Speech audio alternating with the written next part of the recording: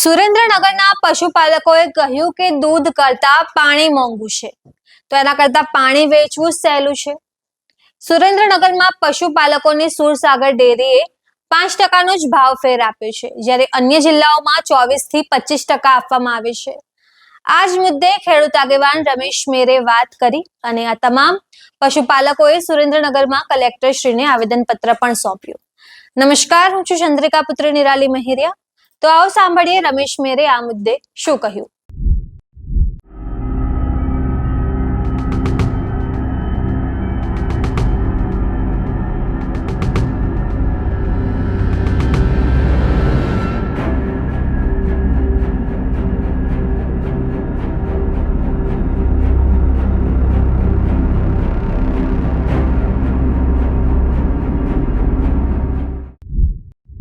હવે સાહેબ બધે માલધારી જે છે એ અત્યારે પશુપાલન ઉપર નિર્ભર છે અને સાહેબ એવી પરિસ્થિતિ છે કે ઢોરા રાખવાની અમારી સંભાવના જ નથી કે શું કરું ઢોરાનું. અને અમને એક છેલ્લી આશા એ હતી કે અમને જો બોનસ ચૂકવશે ને અત્યારે તો અમે કંઈક પશુ માટે નિર્ણય લાવી શકશું. તો જે 12% ઓલા વર્ષે ચૂક્યું હતું ને એની જગ્યાએ આ વખતે ખાલી 5 રૂપિયા ચૂક્યું. અને સાહેબ અમારી માંગણી એવી કે જે બીજા જિલ્લામાં જે 12 થી ઉપર અને 25 રૂપિયા ચૂકવે મિનિમમ, તો એ 25 રૂપિયા સાહેબ અમને ચૂકવે. સાહેબ અમારે તો તમારા થ્રુ જે કંઈ અત્યારે સહકારી મંડળી સુરસાગરમાં બરાબર પશુપાલકનું જે શોષણ થાય છે એમાં અમે બધા આવી. તમે સમજો કે છેલ્લા 4 વર્ષથી 35 થી 40 રૂપિયા ગાયના દૂધનો ભાવ છે બરાબર.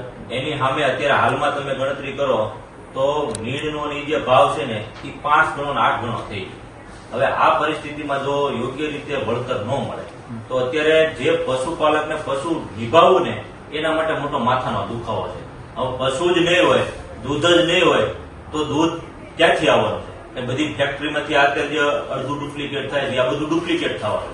એટલે મારી તો તમને અહીંથી જ એક માંગણી છે કે આ પશુપાલકને જીવતા રાખવા માટે પૂરતા પ્રમાણમાં એને જે કઈ છે ભાવ ફેર આપવામાં આવે બરાબર. જો ભાવ ફેરવા ન આપે તો કા ભાવ વધારવા આપવામાં આવે.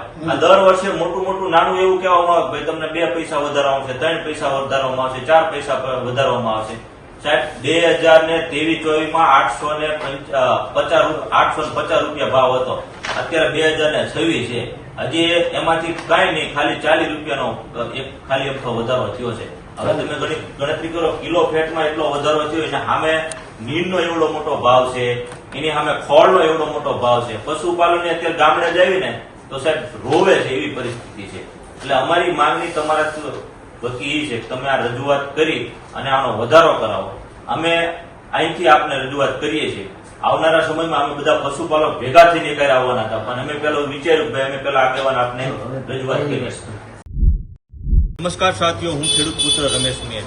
આજે સુરેન્દ્રનગર ખાતે કલેક્ટર કચેરી ખાતે માલધારી અને પશુપાલક દરેક લોકો જે પશુપાલક સાથે જોડાયેલા છે એમની જે પાયાની સમસ્યા છે કે જે દૂધ અત્યારે દૂધનું ઉત્પાદન થાય છે અને દૂધના ઉત્પાદનના જે ભાવ ફેર મળવો જોઈએ મળતો નથી. વાત તો એ છે કે આટલા છેલ્લા 5 વર્ષથી માત્ર ને માત્ર ગાયનું ચોખ્ખું દૂધ હોય તો 35 થી 40 રૂપિયા. મને તો એ નથી સમજાતું કે પાણીની બોટલ લેવા જવી તો 20 રૂપિયા અને ચોખ્ખું દૂધ લેવું હોય તો 35 રૂપિયા. હવે તમે સમજો કે પાણીના જો 20 રૂપિયા હોય તો ચોખ્ખા દૂધના કેટલા હોવા જોઈએ? પણ આ ભ્રષ્ટાચારીઓ ભેગા થઈ અને પશુપાલકનો ધંધો અને પશુપાલકને પતાવવા માટેની આ મોટી યોજના છે. તો અમે તો અત્યારે સરકારને કહેવા માંગીએ છીએ કે જો આ પશુપાલકને યોગ્ય ભાવ ફેર નહીં મળે તો પશુપાલક પોતે આ ધંધો છોડી દેવાના છે. તો દૂધ તમે ક્યાંથી ફેક્ટરીમાં બનાવો છો? તમે અત્યારે આમ થયું 50% તો ફેક્ટરીનું દૂધ દીકરા દીકરીઓને આમ નાના બાળકોને ખવડાવી અને તમે અત્યારે મોતના મુંહમાં નાખો છો.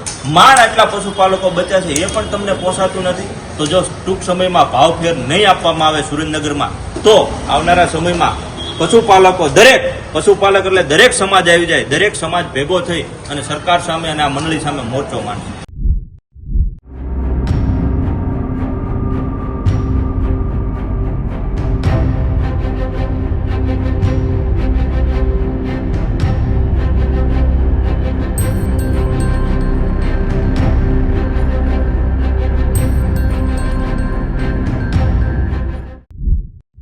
જય ઠાકર મિત્રો, આજે અમે ચોટીલાના પ્રવાસમાં અમારી ટીમમાં અમારી સાથે દેવકણભાઈ જોગરાણા માલધારી સમાજના આગેવાન અમે અત્યારે હાલમાં ચોટીલા પ્રવાસે છીએ ત્યારે સતત અમારો ચોટીલા એરિયો છે એ ખેતી પ્રધાન અને પશુપાલક સાથે જોડાયેલો છે.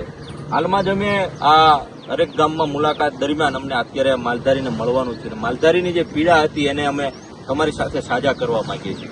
મિત્રો, માલધારી સમાજની એટલે પશુપાલક, એમાં એક સમાજની પશુપાલક જે કોઈ લોકો કરતા હોય બધાનો અત્યારે હાલનો પ્રશ્ન એક જ છે કે હાલો સમજાતું નથી કે દેશમાં 1 લીટર પાણીના બોટલના 20 રૂપિયા હોય, જ્યારે સારી અને શુદ્ધ ગાયનું દૂધ આ માલધારી અને પશુપાલક લોકોને માત્ર ને માત્ર 35 ને 36 રૂપિયા પડે છે.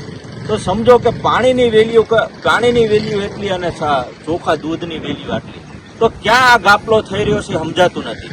અહીંથી 35-36 રૂપિયામાં દૂધ લઈ જાય ને એ જ દૂધ તમને ઘણું બધું મેળવીને ઘણું બધું કરી અને પ્લાસ્ટિકની થેલીમાં દેવામાં આવે ત્યારે તમારા ઘરે પહોંચે ત્યારે 65 રૂપિયા થાય.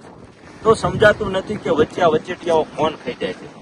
આપણે દીકરા દીકરીઓને બાળકોને એક તો શુદ્ધ દૂધ આપણે પી નથી શકતા, અને સાથે જે શુદ્ધ દૂધ દેવા માટે અને જે માલધારી પશુપાલક લોકો છે એ શુદ્ધ દૂધ માટેનું જે પોતાની મહેનત કરી રહ્યા છે એને પૂરતો ભાવ નથી મળી રહ્યો. તો સરકાર કઈ રીતે શું કરવા માંગે છે?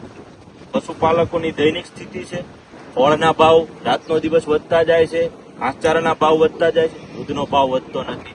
અમને જ ખબર પડી છે કે ભાઈ સુરેન્દ્રનગરમાં દૂધસાગર ડેરી કે જે કોઈ ડેરી હોય એનો જે અત્યારે બોનસ આપવામાં આવ્યું એ પણ પૂરતા પ્રમાણમાં અન્ય જિલ્લામાં જે આપવામાં આવ્યું છે એ પણ નથી આપવામાં આવ્યું. તો અમારી તો માંગણી એ છે કે જો તમે આપના આવનારી પેઢીને, આવનારા દીકરા દીકરીઓને શુદ્ધ અને ચોખ્ખું દૂધ આપવા માંગતા હોય તો માલધારી સમાજ, પશુપાલક લોકોનું સુખાકારી રહે, એમને પૂરતા ભાવ મળે, એની વ્યવસ્થા થાય તો ભલે ને કે આવનારા સમયમાં તમારે કોમ્પ્યુટરમાં બનેલું દૂધ પીવું જોઈશે. આના સિવાય બીજું કંઈ થવાનું નથી.